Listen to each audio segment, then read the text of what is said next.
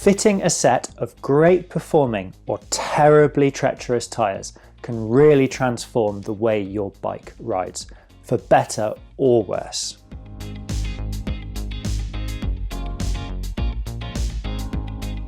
However, it's a bit of a minefield out there, and trying to find a set of tyres that'll work for your needs can be tricky. There are a lot of variables to consider, from tread patterns through to casing types and even different compounds. Each of these things can have a big effect on the way your bike and the tyres will perform. Therefore, to find the right set, you need to be really clued up. Manufacturers are increasingly making front and rear specific tyres that cater to some very specific needs. When thinking about a rear tyre, it's important to consider carcass strength, braking traction, and overall stability, because the rear tyre supports a lot of the rider's weight. However, grip and cornering control and a lower weight are definitely important considerations for a front tyre.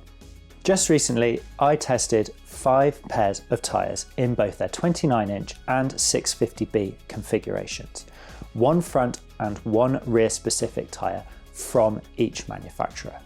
The tyres were all tested to the same 30mm internal width rims, with slight pressure changes to accommodate different tyre volumes depending on their width.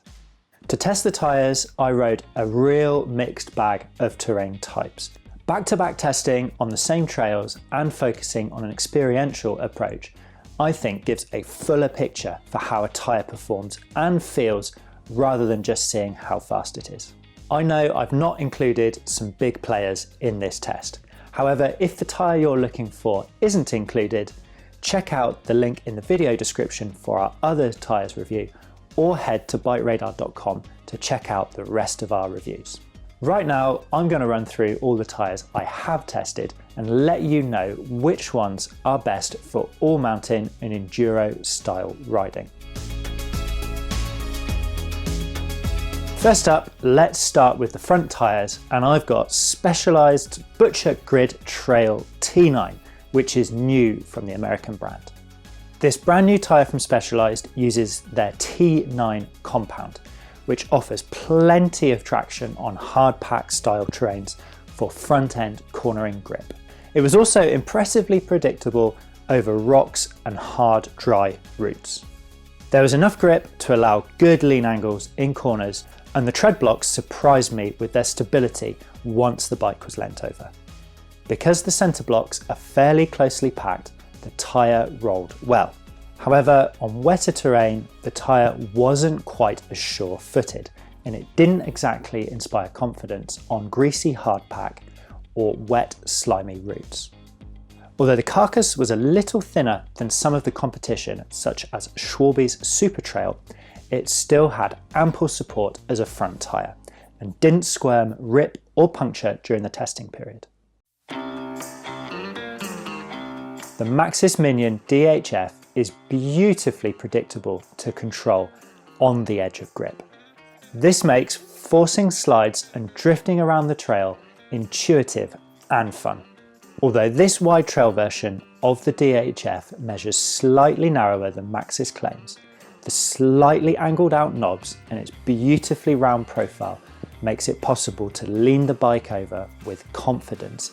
It also means you can lean the bike over a long way before the tyre breaks traction, and the DHF is best suited to hard pack and dry terrain, especially over rocky ground. Rolling speed is excellent thanks to the central raised knobs. However, the payoff for this is braking traction isn't quite as good. The 3C Max Terra compound has plenty of grip on dry terrain. However, on wetter trails or slightly faster speeds, I certainly preferred the traction offered by the Max Grip compound. Another great tyre for cornering traction is the V-Tyre Flow Snap. Despite measuring up narrower than the 2.35-inch claims, the V-Tyre has a lovely rounded profile, which makes leaning the bike over really easy and predictable. In fact, there's so much grip available, it's almost impossible to force them to drift around turns. Off-camber sections are dispatched with absolute confidence, and it's really easy to hold an edge. The carcass is impressively stable, and the soft compound damps any vibrations from the terrain. That soft top 40 compound helps the tyres stick to slippy roots and wet rocks. It also helps them grip in really boggy terrain. Braking traction is also really high, the tyres' knobs digging into soft ground while deforming over harder rocks. The compromise for all of this is rolling resistance. The tyres are incredibly slow rolling on pretty much all terrains. The WTB Verdict has a really aggressive tread pattern. This means its knobs are able to dig into soft ground and provide lots of mechanical grip. Because it can dig in, this means it's got great cornering traction on soft ground. And in my opinion, this tyre is made for sloppy terrain. Despite having quite a square profile and vertically shaped blocks, it's surprisingly easy to lean over in the turns. That does mean it's a little less predictable on hard-packed terrain, and you can feel the knobs squirming around and folding over as the tyres lent over on hard-packed trail centre style surfaces. However, because of the soft compound, it does have great traction over hard rocks and roots. Even though this is WTB's light carcass, I found it to be well damped and have plenty of support in the turns. For soft terrain with lots of roots and rocks, this is a great option. The Magic Mary from Shawby is my favourite tyre by far, and is a tyre that I would happily run year round on my personal bike. Grip is great on all types of terrain, from soft mud through to hardback, and it manages to blend the confidence of the Minion DHF and the WTB Verdict. This is because its sticky rubber compound glues it to hard-packed terrain, while its large central blocks are able to dig straight into the mud. Grip over rocks and roots is good, and despite the soft compound, I didn't notice any vagueness from the tyre's tread. The rounded profile with tall central knobs and angled outside knobs surprised me with how well it rolled, given how aggressive the tread pattern is on this tyre. Cornering predictability was impressive thanks to those angled outside knobs that permitted high lean angles before the tyre broke traction. Add to that a nice, well-damped and quite stiff carcass, the tyre didn't squirm around turns and absorbed plenty of harshness from the terrain. Thanks to the large central blocks, braking traction was also commendable. Under high braking forces, the tyre refused to easily skid, instead digging hard into the ground and slowing me down.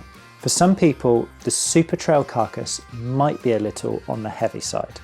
However, I think it mixes the perfect blend of braking and cornering traction along with rolling resistance and carcass stability. In my eyes, it's a true fit and forget option. Now let's move on to the rear tyres. When testing the rear tyres, I was looking for their braking traction, their carcass stability, and their ability to resist tears and punctures. Because the rear wheel of a bike is subject to a lot of abuse when you're riding downhill, a rear tyre needs to be able to balance strength and traction. First up is the Specialized Eliminator, which measured up slightly wider than their claims on our 30mm internal width test rim. This meant it had quite a square profile on the rims. Despite that, I was still able to lean the bike over a long way and predict when it was about to drift and break traction. General traction was also pretty good, especially in the dry and on general trail centre style surfaces. However, in the mud or on slippy, wet rocks and roots, traction was limited. Similarly, when braking in the wet, the tyre locked up easily. Its central knobs that are closely packed didn't dig into the ground very well. The upside of this was the tyres had a low rolling resistance, and grip on hard-packed terrain was pretty good. I found the grid trail carcass a little thin and unstable to be using as a rear tyre in extreme conditions, and it tended to burp and squirm around in certain turns. I found that the Eliminator T7 tyre was best suited to hard-pack trail centre style riding. The Big Betty from Shawby that I tested has a super tough Enduro style carcass. On our test rims, it had a significantly squarer profile compared to the Magic Mary, but that said, it was still quite rounded. The casing was incredibly well damped and didn't squirm or burp in any of the turns, providing plenty of support and confidence. This also meant it was possible to reduce tyre pressures and increase grip. This translated to confidence-inspiring cornering traction, and thanks to those angled out shoulder knobs, it was easy to predict when it was going to break traction. But that only happened when the tyre was pushed really hard. General grip was good across most types of terrain, including rocks. However, on wet routes, the Big Betty struggled, despite its large blocks and soft compound. As you'd expect for a big, grippy rear tyre, rolling speed wasn't great, but braking traction was spot on. Next up is the V-Tyre Attack HPL Enduro Core that's brand new from V-Tyre. What stands out about the Attack HPL is its immense braking traction, and it allowed me to do some of the latest braking into turns I've ever done. The tread pattern also meant that it had consistent grip across a host of terrains, making it easy to hold an edge on the tyre. The major downside of all this grip is that the Attack HPL is pretty hard going on trail centre style runs. Once I managed to get the tyre to hold air long enough to go testing, it did prove itself to be one of the best tyres out there. It's also worth noting that the Attack HPL can be used as a front tyre as much as a rear one. The standout feature of WTB's Judge is its exceptional grip in wet and dry and even slimy conditions, thanks to its super large blocks and particularly soft tread compound. Surprisingly, its large knobs didn't deform like other soft rubber tyres. Instead, they bit confidently into the ground. What impressed me the most was that even though the knobs didn't deform, this didn't seem to hinder traction on hard-packed trails either. I think a contributing factor to this was the massively stable carcass that allowed me to run lower than normal pressures, further improving grip. Braking traction was superb on both hard and soft ground, and thanks to its large central blocks, rolling resistance was surprisingly low. Because of its round profile, it had predictable and consistent cornering grip, and there was so much traction on offer, it was really tricky to get them to drift on purpose. Much like the V-Tyre Attack HPL, I couldn't get the WTB to seat and stay inflated on the test rims. I wouldn't let this put you off though, because people with other rims might have more success. And finally, our top tyre for the rear wheel is the Maxxis Minion DHR2. Braking, traction and cornering grip are the DHR2's fortes. Braking control on both hard-pack and soft terrain was impressive, thanks to the horizontal central blocks providing plenty of bite into the ground. Couple that with the soft max grip compound and you're on for a winning combination. That compound is impressively grippy in wet slop, greasy routes, slimy rocks, all the way through to hard-pack, dry and dusty terrain. It's easy to attain high lean angles and predictable to hold them even on flat hard-packed terrain where the side knobs don't squirm or feel vague. Because it has a fairly rounded profile on the tyre, its central blocks sit proud of the rest of the knobs, such as on the Big Betty. This means rolling resistance is fairly low. The weighty double down carcass that I tested the tyre in gives it an incredibly predictable and damped feeling that absorbs a lot of the trail buzz. Generally though, the DHR2 is a great grip focused and incredibly versatile tyre that in this double down casing will take a lot of abuse. For these reasons, it's got to be a standout performer for me.